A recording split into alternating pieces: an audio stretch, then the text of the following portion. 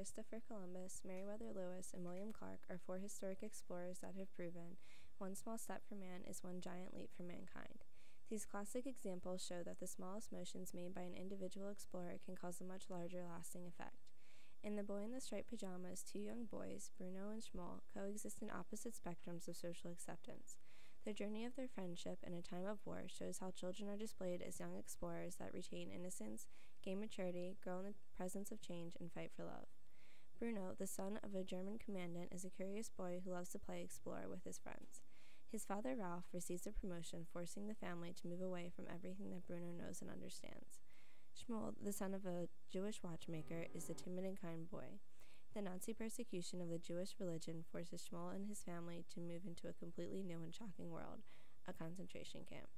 Strong differences in political status prevent friendship, but in this case the boys' personal similarities unite them and allow them to overcome their differences. Both boys are of the same age and enjoy playing games and chess. They are sensitive to the changes occurring around them and find their time together as a refuge, where they can ignore the inhumanities of war and enjoy being children. At his new home, Bruno is lonely and seeks a friend. While exploring the area, he comes across a farm where everyone is wearing pajamas. This farm, the Auschwitz concentration camp, is where he meets Schmoll. They build a friendship by talking through the barbed wire fence, which physically and socially separates the life of the young Jewish boy and the young Christian boy during the Holocaust. After experiencing the trials of a politically forbidden friendship, they determine a way to coexist on the same side of the barbed wire fence. Schmoll's father has gone missing, and Bruno decides to help in his search.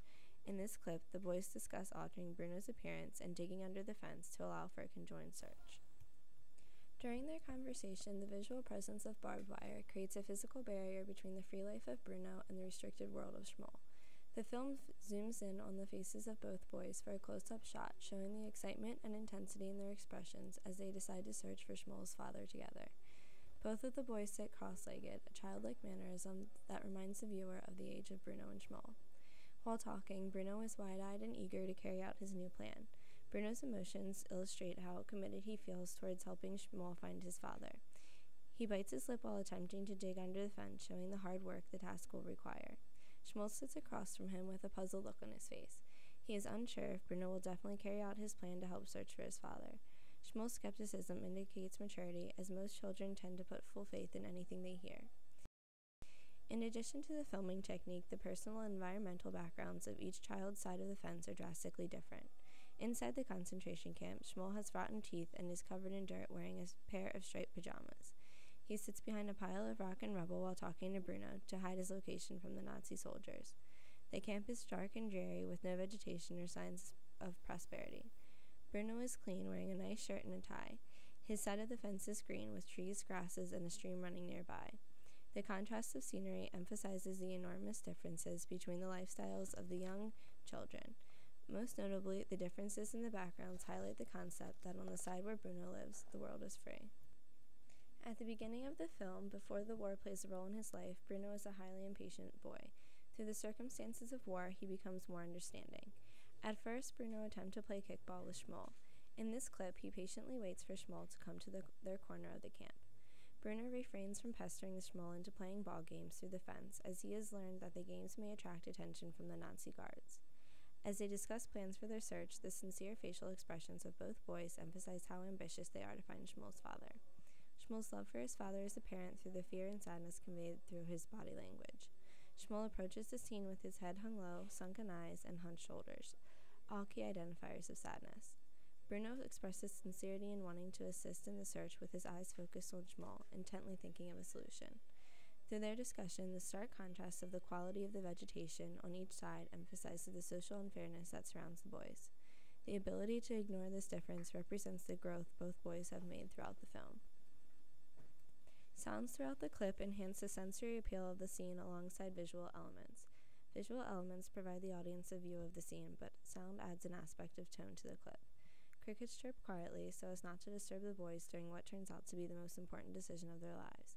Anguish fills the timid voice of Schmoll as he tells Bruno that his father has gone missing. As Bruno tries to think of a way to help his new friend, regret and helplessness are apparent in his dialogue. He feels obligated to help Schmoll, especially since he will soon be moving away yet again. Bruno explains, I wish I could have helped you find your dad. I really want to make up for letting you down like I did. That would have done it, wouldn't it? Helping you find your dad. Would have been great, like a secret mission.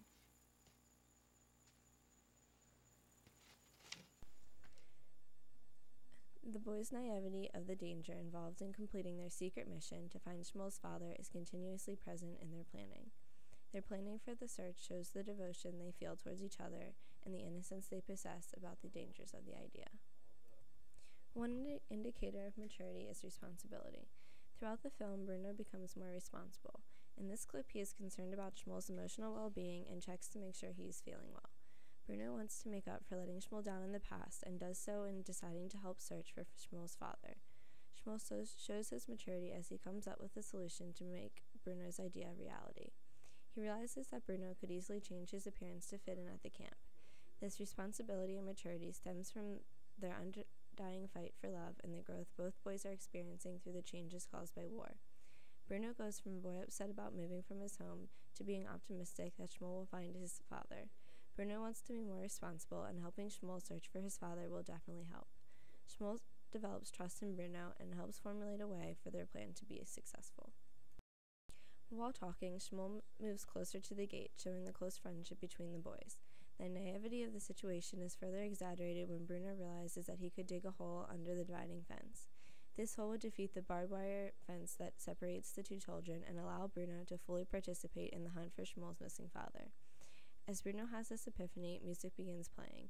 The music starts off with a slightly upbeat tempo, hinting at an upcoming development. A Nazi soldier blows his whistle, signaling Shmuel to return to his hut, just as the boys realize that they can make the plan work. The rushed decision to follow through with their plans is signaled by the crescendo of the music. Intensity increases as Shmuel runs towards his hut and yells back to Bruno, "Would you dare do it, though?" A preceding clip shows that yes, Bruno does dare to cross the boundary of freedom in a Nazi-ruled world. The boys' naivety of what could happen in their journey is emphasized by the bravery needed to change Bruno's appearance and social status in order to search for Shmuel's father. This bravery originated from the moral growth and discovery of loyalty experienced during the war. Shmuel depicts his growth with changes as he seems to be comfortable in a pile of rocks. He pushes a big wheelbarrow that at first he could not control. As the days pass, he is able to run with the barrel, though not in a very straight path. Bruno begins to dig a hole to travel to the other side of the barbed wire fence to find Shmuel's father. Shmuel is eager to find his father and perfects a plan to disguise Bruno when he immigrates to the inside of the barbed wire fence. Bruno and Shmuel explore many trials and triumphs during their short friendship. They go from innocently playing like most young boys to challenging the security of a regime-run camp in search for Shmuel's father.